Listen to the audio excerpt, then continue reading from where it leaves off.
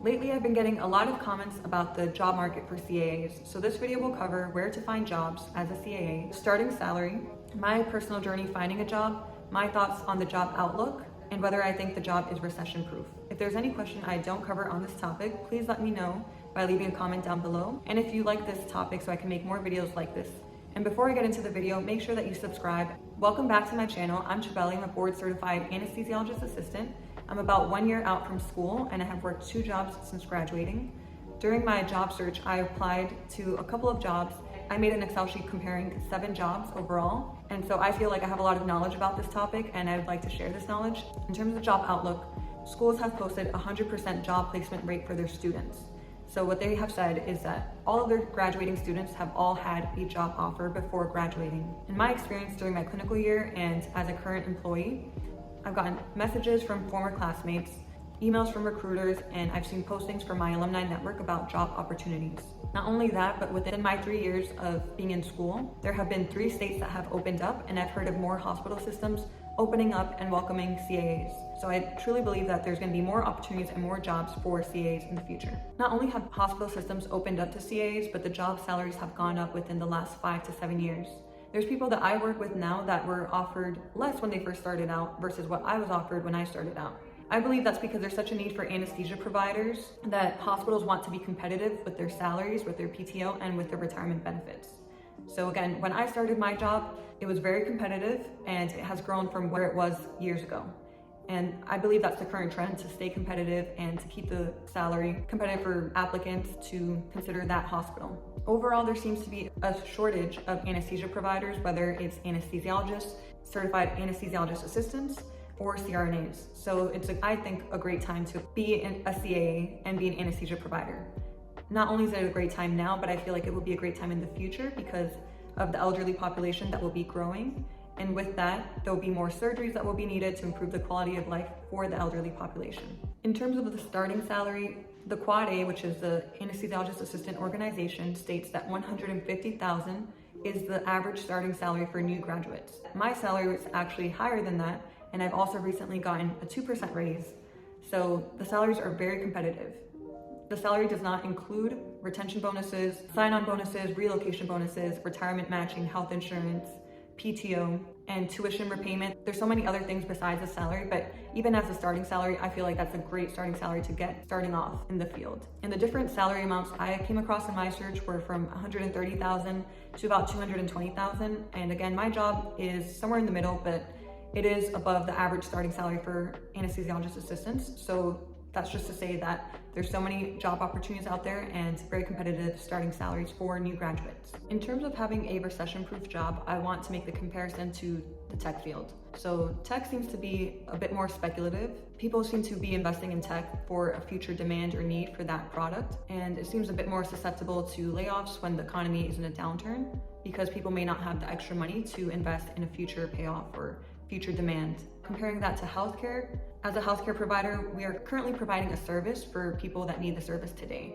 My job is providing a service for people that currently need something to be solved or fixed. In terms of anesthesia, people need to get surgery, whether it's an elective surgery, whether they want to get an aesthetic procedure done, whether they have broken their arm and they're trying to get that fixed and it's an emergency.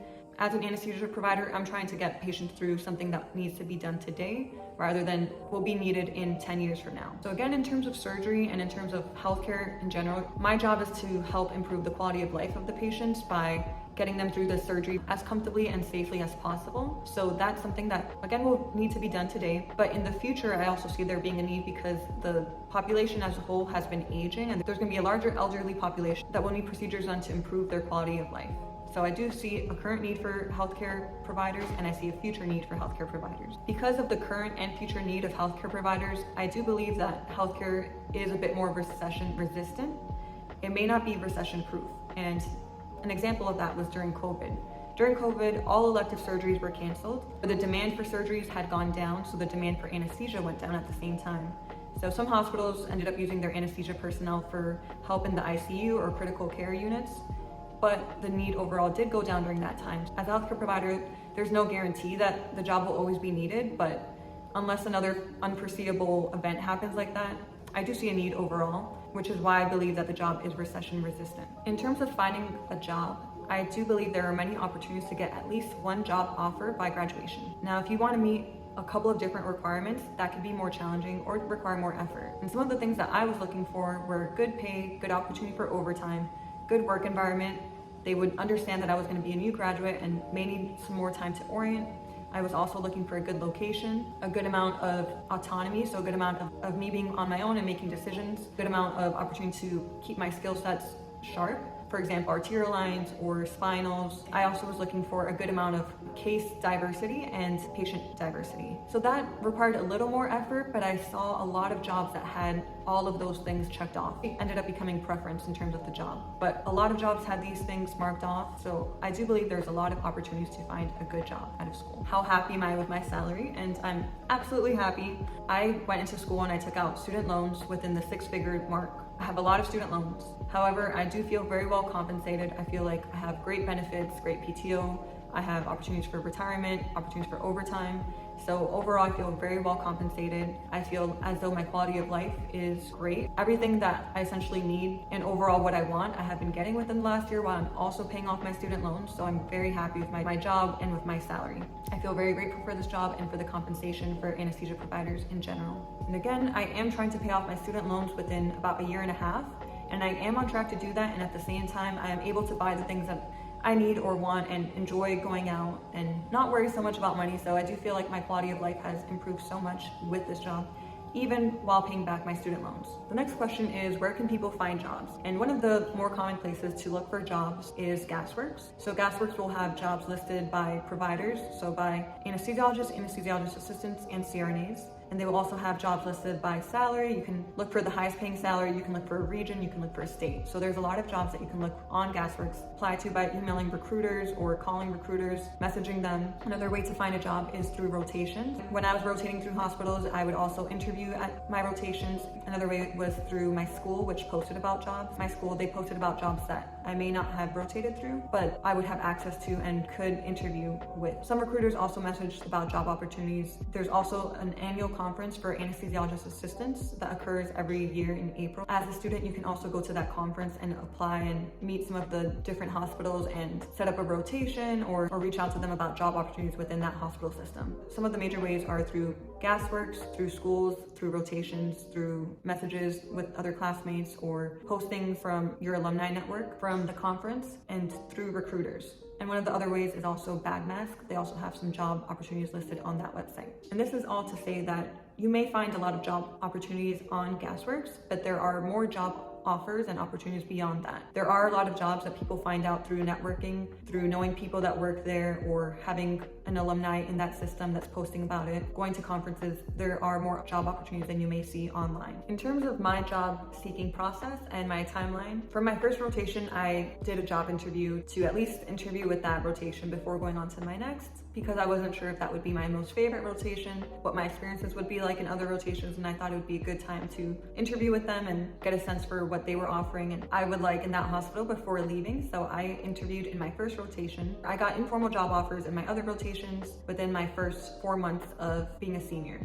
I also had found out about the transitional employment, so I went through with applying to that job the early months of my senior year. So I ended up applying to the transitional job in December. I got all of my letters together to apply to that job. I interviewed in January, and then I got a job offer in February. And so I already had one job secured, and then I was looking for my next job, my more full-time job, starting in January of my senior year. So I went through a couple of jobs on GasWorks, and I started to email recruiters, and I started to have interviews with recruiters and get a sense of what was being offered in other hospital systems that I may not have access to within my senior year. I did a couple of interviews, and then I also was interviewing with the hospitals that I rotated through. Again, I felt a little more secure with signing on to a job after rotating through a lot of systems because I had a temporary transitional job at the end. So another thing that I was looking for in my job search was the right location, and I came across a job opportunity within the location that I live in now, and it seemed really good, but again was giving myself time to look through other jobs. Or that particular job ended up increasing its salary by the time I signed on to it, so it was an awesome job. It fit my criteria. I wanted to pay off my loans, and it was a very competitive salary, so I was really happy with it. I didn't rotate through both of my hospitals. I messaged people that had rotated through both of those most hospital systems to get a sense of what the hospitals were like. And I talked to people that worked there. I talked to the chiefs. I did my due diligence because I wasn't going to rotate in that hospital, but I wanted to hear what the culture would be like. So I did my due diligence, even though I did not rotate in my hospitals. I made sure to find out as much information about them as I could. In terms of the interview process, I found the interview process to be very casual overall. A lot of rotations that I went is more so on the job interviews where they're getting a sense of how you are and you're getting a sense of the hospital culture, the autonomy, the diversity, what kind of cases you may be working on. And so it's a back and forth kind of rotation for about a month or two as you rotate through there, and you can get a sense if you want to be there or not. And I had a lot of great rotations. Just turned out that the jobs that I worked in, they just ended up fitting my preference the best. But there were so many great job offers out there. And again, the interviews were very much so trying to get a feel for what I was like as a person and me asking what I could expect from the job once I started working. For my transitional job, it was somewhat casual, but it was a formal interview where they asked me about what I was like, what I've done growing up, my interest in the field, my interest in anesthesia, what I was looking for in a job, what I was looking for in terms of a city as well, and things outside of a job. And I also, in my transitional job interview, I met with a couple of the different anesthesiologists and got a sense for their personality. They got a sense for me. I also asked questions about what the hospital system was like, what kind of case diversity, how many ORs, and it was very casual, although it was still a formal interview. I felt very comfortable in all of my interviews. Compared to tech interviews, I really wasn't put on the spot in terms of doing technical work. I think that's different from tech. Within an hour, you may have to code something, or you may have to solve a problem. And I feel like that speaks to the training for all the AA programs where they feel comfortable and confident in the training enough where they can orient new graduates to the point where they're capable and autonomous within a short time frame of starting the job. My last point to make about the job search is that credentialing may take some time. So what I did is I took the transitional employment. That held me over while I was credentialing with my current hospital, and that kept me sharp with my skills. And I also made money while I was waiting to be credentialed in my other hospital, whereas some other people did not do that, and they ended up either taking out more loans or kind of running out of loans while they were waiting to credential. So I would say that's something to keep in mind if you're going into this job and looking at the job market. Make sure that there's an emergency fund, because premiums seem to take a while to credential people, background checks, or the state might take a while. So if you're looking into the job market and you've graduated, make sure that you have an emergency fund if you're not going to take a job very quickly out of school. Hopefully I've answered all the questions people had on the job market for CAAs, and if I haven't, please let me know down below any other questions you may have. I think this is a great job, and I think that people should know about it overall. I'm really happy to answer any more questions people have on this job. I feel very well compensated. I feel like the job is very fulfilling. The procedures that we get to do and the way we get to take care of patients it's a privilege truly to take care of people through some of the most critical times of their lives. So I'm very grateful for this job. So otherwise, I hope you guys have a great week, and I hope that you hit the subscribe button, and I'll catch you all next time. See you.